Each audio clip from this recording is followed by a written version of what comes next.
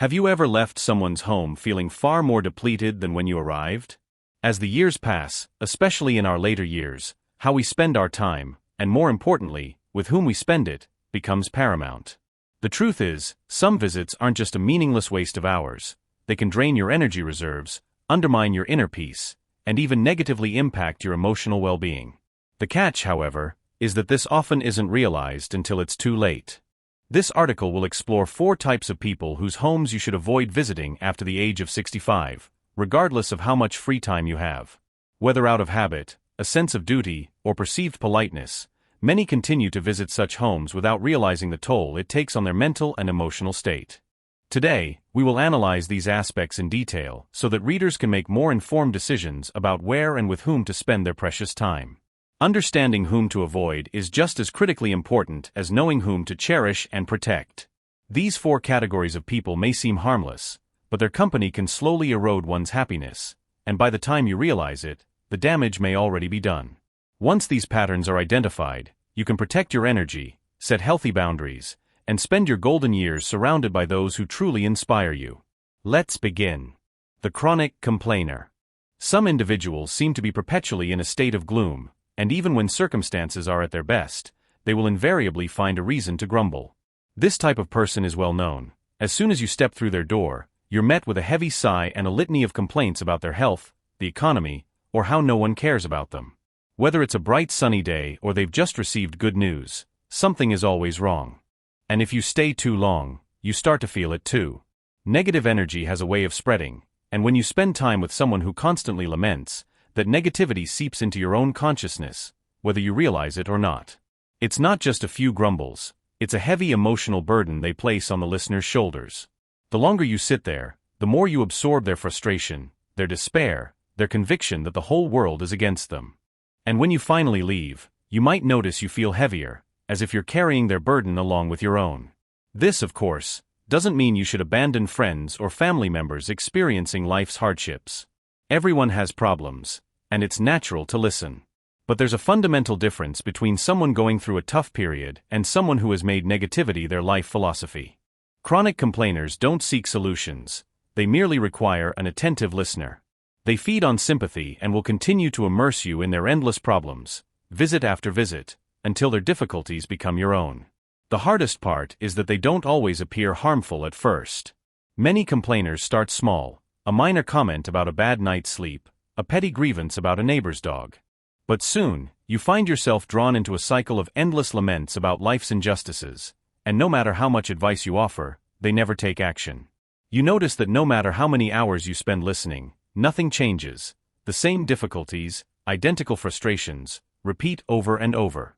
And here's what to remember: if you try to steer the conversation towards something positive, they will resist. They might dismiss your optimism or transform it into a new source of discontent. Try telling them about something good that happened to you, and they'll find a way to diminish its significance or compare it to their personal woes. Over time, it becomes clear that each visit leaves you morally drained, not revitalized. If you arrive at someone's home feeling good but leave tired, irritated, or even gripped by a slight despair, it's time to reconsider the purpose of such visits. After the age of 65, your time becomes too precious to waste on absorbing someone else's endless negativity. There's nothing wrong with showing kindness and compassion, but don't confuse kindness with sacrificing your own peace of mind. You are not responsible for the burden of another individual's unwillingness to strive for happiness. The manipulative taker. Not everyone who invites you into their home does so purely out of enjoyment of your company. Some people only call you over when they need something, and you intuitively sense this the moment you arrive. At first, it might seem harmless. Perhaps they ask for a small favor that doesn't seem like a big deal. However, over time, a pattern begins to emerge. They don't reach out just to see how you're doing. They don't invite you over just to chat. Instead, every visit comes with an expectation, something they need you to do, something they want to get from you. The cunning of manipulative individuals lies in the fact that they rarely state their requests directly. Instead, they mask them with guilt, obligation, or even flattery. They'll utter phrases like, "I don't know what I'd do without you," or "You're the only one who understands me." They might talk about their loneliness or helplessness, making you feel responsible for their well-being. And before you realize what's happening, you're fixing their leaky faucet, running their errands, or spending hours doing something for them instead of enjoying your own free time. Here's the core problem. These relationships are not built on mutual respect. True friendship or strong family bonds involve reciprocity, where both people support each other. But with a manipulative taker, the balance is always off. You give, they take. You give them your time, they expect more. And when you start to notice that visits leave you feeling obligated rather than appreciated, it's a clear sign that something is wrong. Some people might justify this by saying, well, they don't have anyone else, and that might be true. But ask yourself, if the situation were reversed, would they be there if you needed help? Would they drop everything to assist you the way you help them? If the answer is no, then it's worth considering. Are they truly friends, or are they just using you for their convenience? One of the most significant red flags of a manipulative taker is their reaction when you say no. If you decline a request and they make you feel guilty, disappointed, or even angry, it's an unambiguous sign that the visits aren't about companionship but about control. And after 65, the last thing you need is someone who sees your kindness as an opportunity to exploit you. Your time is valuable, and your energy is limited. Spending it on people who genuinely care is what makes life fulfilling. But spending it on someone who sees you only as a resource will leave you drained, undervalued, and ultimately resentful. If someone only calls when they need something and never just to check in, it's not a real connection, it's an obligation, and you deserve better. The drama generator. Some people don't just experience dramatic events, they actively create them. No matter what's happening in their lives, there's always a conflict, a feud, or a crisis unfolding. And if you spend enough time around them, you'll inevitably get pulled into that vortex. You might arrive at their home expecting a friendly chat, only to be met with a long, convoluted story about how they've been wronged, betrayed, or disrespected again.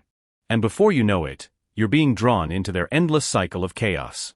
The problem with drama generators is that peace makes them uncomfortable.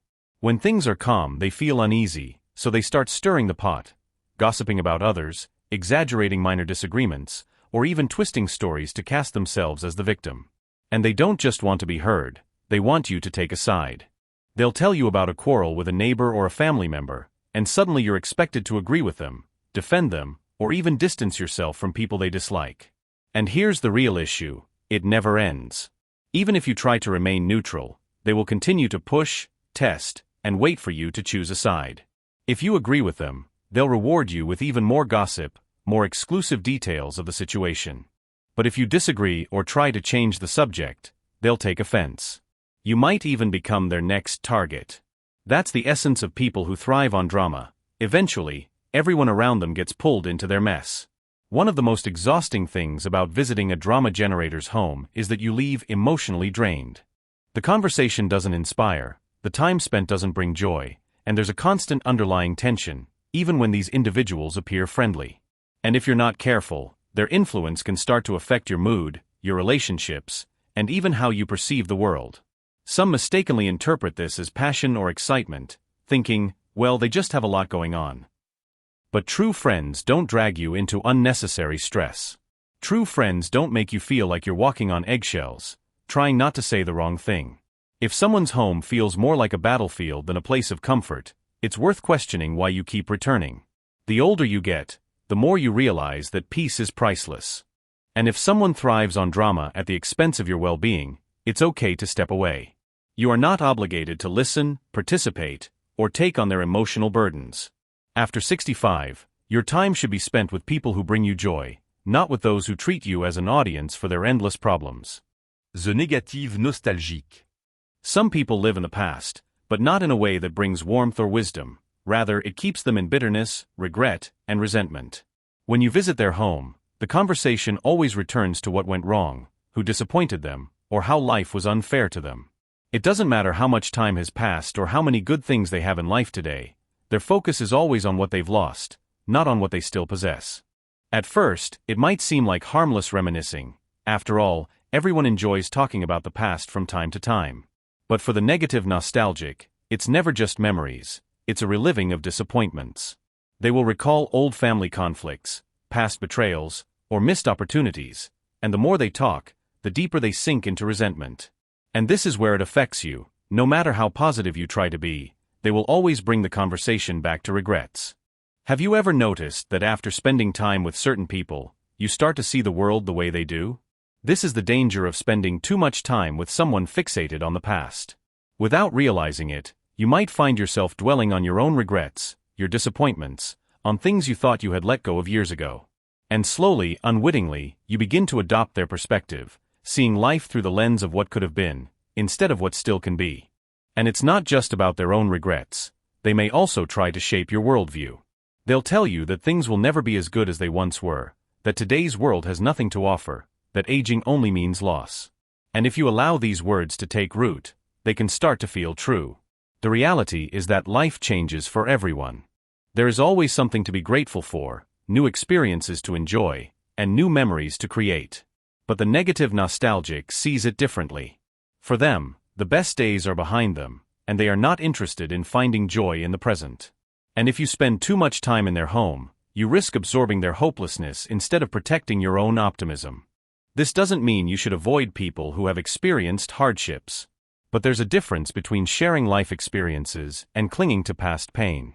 There's a difference between honoring memories and being trapped by them.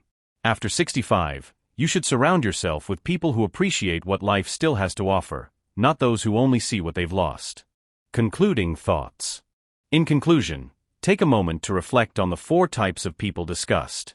Have you ever left someone's home feeling drained, frustrated, or emotionally overwhelmed? If so, it might be time to reevaluate where and with whom you spend your time. After 65, peace of mind is one of the most valuable things you possess, and protecting it is not just a luxury, but a vital necessity. This doesn't mean you should exclude people from your life without reason, but it does mean being mindful of the energy you allow into your personal space. Some visits leave you uplifted, inspired, and truly connected to people. Others leave you exhausted, doubting yourself, or carrying an emotional burden that isn't yours. When you start paying attention to how you feel after interacting with someone, you'll quickly see the difference between relationships that nourish you and those that deplete you. Remember, you are not responsible for fixing someone else's negativity, fueling their drama, or compensating for what they refuse to change. Your time, energy, and emotional well-being are just as significant as anyone else's, and you absolutely have the right to spend your mature years surrounded by those who fill your life with joy and positivity, rather than draining your inner resources. Therefore, everyone should ask themselves, who in their circle genuinely values them, who makes them feel significant, and whose home do they leave feeling energized and positive, rather than tired and depleted? These are the relationships worth investing your efforts and attention in, for at this stage of life, every moment takes on special value, and wise, conscious management of it can fundamentally change the quality of your existence.